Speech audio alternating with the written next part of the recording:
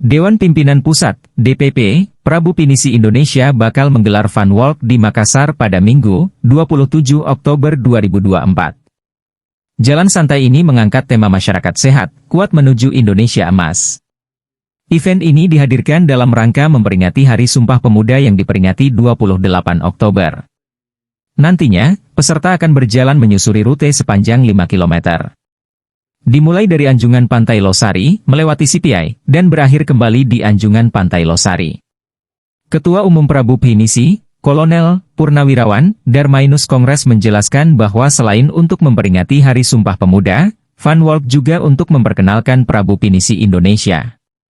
Prabu Pinisi Indonesia sendiri merupakan organisasi masyarakat, ormas, bergerak di bidang sosial, pariwisata, kebudayaan, ekonomi, politik, dan lingkungan hidup dalam rangka mendukung pembangunan berkelanjutan.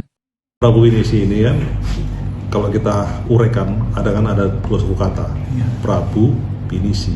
Nah, kemudian waktu kami mengajukan SK Kumham, itu harus 3 suku kata. Kumham baru mau mengizinkan, makanya kami kasih Prabu Pinisi Indonesia. Nah, dulu awalnya memang hanya 2 Prabu Pinisi. Prabu ini berasal dari kata pujangga, Pak ya. Kalau bahasa ini pujangga. Pinisi itulah alat angkut yang dimiliki oleh orang-orang Sulawesi Selatan pada khususnya. Orang dari mana?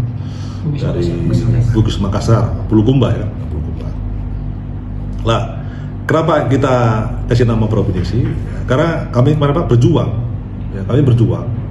Jadi para pujangga ini, para militan ini berjuang dengan menggunakan kapal Pinisi ini, ya, untuk ke seluruh Indonesia dalam rangka untuk membantu pemerintah, ya, dalam rangka untuk masyarakat Indonesia, gitu. Membantu pemerintah dalam rangka untuk meningkatkan masyarakat Indonesia, gitu.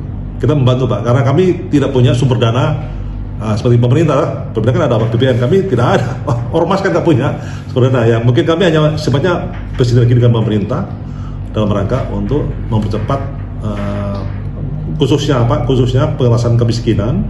Kemudian yang paling krusial sekarang ini masalah ini Pak, masalah stunting ya, karena stunting di Indonesia masih tinggi. Nah, itu kita bantu nanti melalui mungkin program unggulan Pak Prabowo ini ada makan siang gratis, tapi dirubah lagi namanya makan siang bergizi. Kalau kemarin gratis dirubah makan siang bergizi. Nah, itu nanti kami akan bersinergi dengan Badan Gizi Nasional Pak, karena kami sudah kontak dengan mereka. Download Tribun X sekarang, menghadirkan lokal menjadi Indonesia.